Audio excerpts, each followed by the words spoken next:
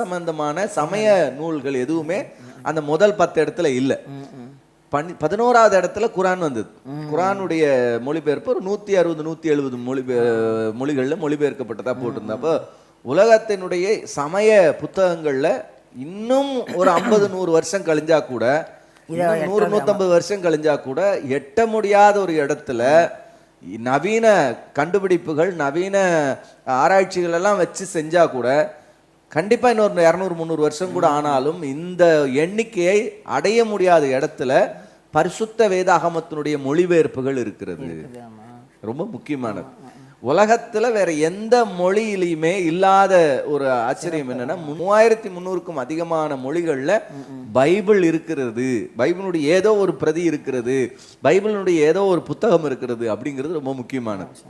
இப்ப நீங்க வெங்கடேசா, நீ பைபிளை பற்றி பேசுகிற அருமை பெருமைகள்லாம் சரிதான். அது கிட்டத்தட்ட 3000 மொழிகளுக்கு மேல் அடிக்கப்பட்டது. உலகத்திலே எந்த விதமான சமய புத்தகங்களும் இந்த அளவில் அச்சிடப்படவில்லை, இந்த அளவில் மொழிபெயர்க்கப்படவில்லை.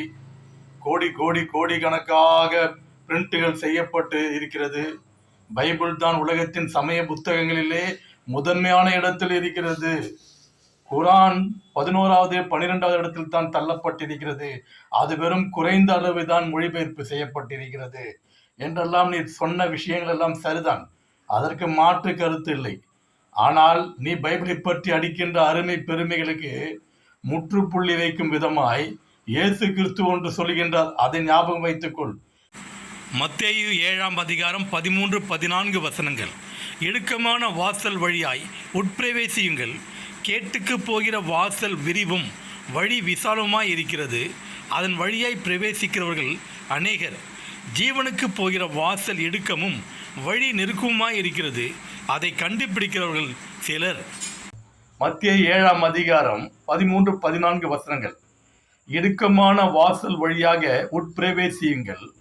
கேட்டுக்கு போகிற வாசல் வழி விரிவும் அதன் பாதை அகலமாக இருக்கிறது, அதில் உட்பிரவேசிக்கிறவர்கள் அநேகர். ஜீவனுக்கு போகிற வாசல் வழி இடுக்கமும் நெருக்கமுமாய் இருக்கிறது, அதை கண்டுபிடிக்கிறவர்கள் சிலர். அந்த கேட்டுக்கு போகிற வாசல் தான் வழி விசாலமும் அகலமா இருக்கும். சாத்தானுடைய வாசல் தான் வழி விசாலமும் அகலமா இருக்கும், அது பிரபலமா இருக்கும், மிக பிரபலமா இருக்கும்.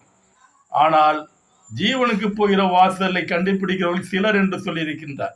ஆகவே இது மைனாரிட்டியில தான் இருக்கும்பா. எது உண்மையோ அது மைனாரிட்டியில தான் இருக்கும். அதை நீ புரிஞ்சுக்கணும். சத்தியத்தை அறியும், சத்தியம் உன்னை விடுதலையாக்கும்.